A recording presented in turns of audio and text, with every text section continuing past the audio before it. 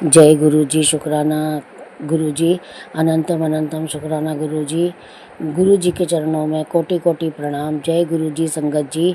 ओम नमः शिवाय। शिव जी सदा सहाय। ओम नमः शिवाय। गुरु जी सदा सहाय। ओम नमः शिवाय। शिव जी सदा सहाय। ओम नमः शिवाय। गुरु जी सदा सहाय। संगत जी, मैं जोधपुर से बोल रही हूँ और मेरा ये शुक्राना सत्संग है।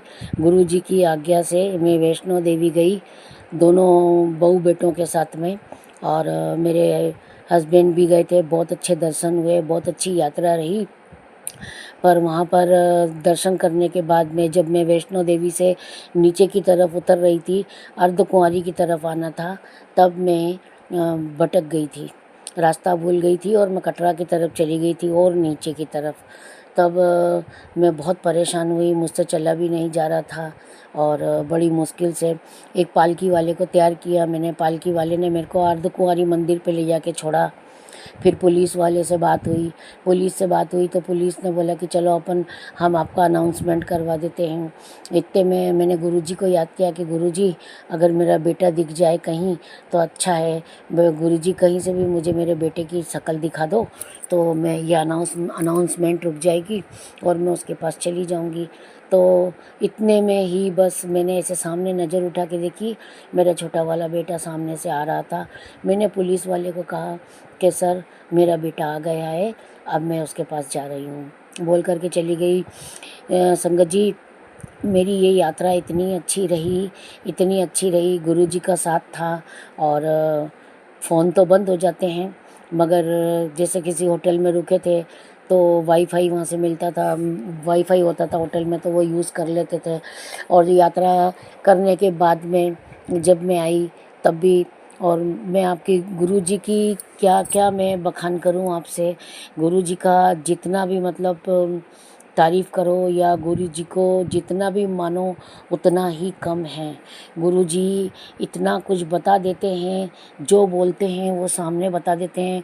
बहुत आश्चर्य होता है कि ये गुरुजी हमारे जीवन में पहले क्यों नहीं आए। बहुत संघर्ष और दुख तकलीफ़ का टाइम तो निकल चुका है। उस टाइम में गुरुजी होते, मगर जब जो लिखा होता है वही मिलता है और अपने सोचने से नहीं मिलता है। और जब वो अपने को अपने हिसाब से देते हैं तो बहुत अच्छा और बहुत बेहतरीन देते हैं। गुरुजी कहते हैं कि अगर तेरे चेहरे पर झाइयाँ हैं तो तू ये लगा, वो लगा, शहद में फिटकरी का पाउडर मिला करके लगा। और तेरे बाल अगर ख़राब हैं तो प्याज के रस में अदरक का रस मिला करके लगा। गुरुजी कितना सोचते हैं संगत जी, संगत के बारे में कितना सोचते हैं।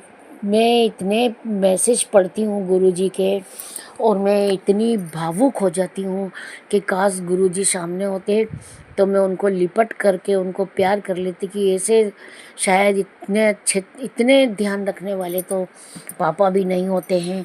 जितना मतलब कितना बोलूँ मैं, जब खोलती हूँ फ़ोन यूट्यूब, तब कुछ ना कुछ फेसबुक पे भी यूट्यूब पे भी गुरुजी हमारा बहुत ध्यान रखते हैं। गुरुजी खुद कह रहे हैं कि जितना सहना था सह लिया, तेरे दुख देने वाले को मैं नहीं छोड़ूंगा। और तेरे को जवाब नहीं देना है, जवाब मेरे को देना है और मैं जवाब दूंगा। बस थोड़ा सा टाइम रुक जा पुत्र, कुड़िए, तू मेरी नहीं सुनती है, तू सत्संग नहीं सुनती है, तू इग्नोर करती है। मगर संगत जी, मैं ईमानदारी से बोलती हूँ कि किसको अच्छा नहीं लगता है गुरुजी का साथ, गुरुजी का आशीर्वाद, गुरुजी का प्यार, गुरुजी का इतना ध्यान रखना कौन नहीं चाहेगा। मैं तो चाहूँगी ना। मैं उनके सत्संग सुनती हूँ सुबह में, और आजकल तो मैं शाम में भी सुनने लग गई हूँ काम करते करते, क्योंकि फ़ोन चेंज हो गया है। बेटे ने जन्मदिन पे नया फ़ोन गिफ्ट किया है। गुरुजी ने सब कुछ पहले ही मेरे को बता दिया था कि तेरा सरप्राइज़ गिफ्ट आ रहा है और तेरे पास खुशखबरी आने वाली। जो जो गुरुजी ने बोला वो सब हो गया है। और एक और सरप्राइज़ था जो गुरुजी ने कहा था कि सरप्राइज़ आने वाला है, सरप्राइज़ आने वाला है। तो परसों के दिन मेरी एक फ्रेंड है, वो नर्स है अस्पताल में, वो मेरे घर आई परसों के दिन। और हम सबके कपड़े लेकर के आई, दोनों बहुओं के, बेटी के, दामाद के, मेरे बेटों के, मेरे हस्बैंड के। तो ये सरप्राइज़ गिफ्ट ही था। क्यों था कि वो शादी में, मेरे बेटे की शादी में नहीं आ सकी, और आई तो वो इतना कपड़ा लेकर के आई, पैसा लेकर के आई और बहुत जिद करने लगी। मैं किसी का आसानी से, तो मैं संगत जी किसी का गिफ्ट नहीं लेती हूँ। क्यों कि अपन दे दो चलेगा, मगर अगले से क्या लेना, मैं पसंद ही नहीं करती हूँ। मगर वो बहुत जिद करके देखी गई कि मेरी छोटी बहन हो ना, रखो, आपको रखना पड़ेगा। वो मैंने रखा। मैंने गुरुजी को धन्यवाद दिया कि गुरुजी आपने तो मेरा मान बहुत ज़्यादा बढ़ा दिया है, और गुरुजी बहुत बहुत आपका शुक्राना। और मैं ज़रूर सत्संग शेयर करूँगी। थोड़ा मेरे पास टाइम की कमी है अभी हाल। और फिर संगत जी, मैं आज मेरे को ऐसा लगा कि नहीं, गुरुजी बहुत दिन से बोल रहे हैं कि तूने सत्संग शेयर करना बंद कर दिया है, और लगता है तू अब सत्संग शेयर नहीं करेगी, और तू सत्संग, तेरी मर्ज़ी हो तो सत्संग शेयर करना, मैं अब नहीं बोलूँगा। तो मुझे भी बुरा लगता है। तो मैंने सोचा कि मैं आज ही ये सत्संग शेयर कर देती हूँ और इसको भेज देती हूँ। क्यों कि गुरुजी को नाराज़ करना तो हम नहीं कर सकते हैं, हम नाराज़ किसी को भी नहीं कर सकते हैं। और गुरुजी इतने प्यारे हैं, संगत जी इतना प्यार करते हैं, इतना ध्यान रखते हैं। मैं तो कृतज्ञ हो गई हूँ। मैं तो इतनी, मतलब क्या बोलूँ, मेरे पास शब्द नहीं है बोलने के लिए। गुरुजी कितना ध्यान रखते हैं।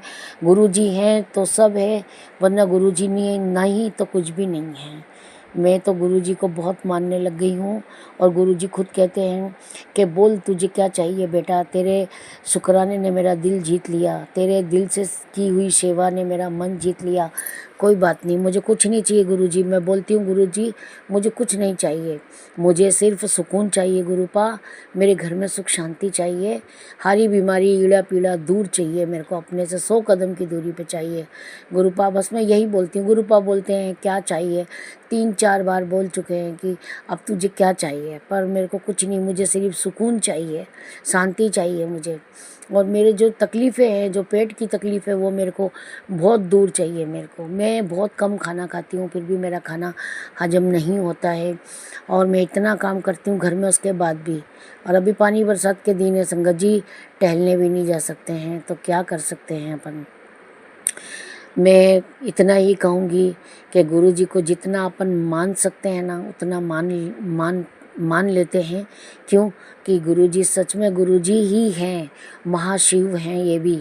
बहुत बहुत खुश हूँ मैं गुरुजी को पाके, बहुत बहुत खुश हूँ मैं अपने सत्संग को विराम देना चाहूँगी। जय ओम नमः शिवाय, शिवजी सदा सहाय। ओम नमः शिवाय, गुरुजी सदा सहाय। ओम नमः शिवाय, शिवजी सदा सहाय, गुरुजी सदा सहाय।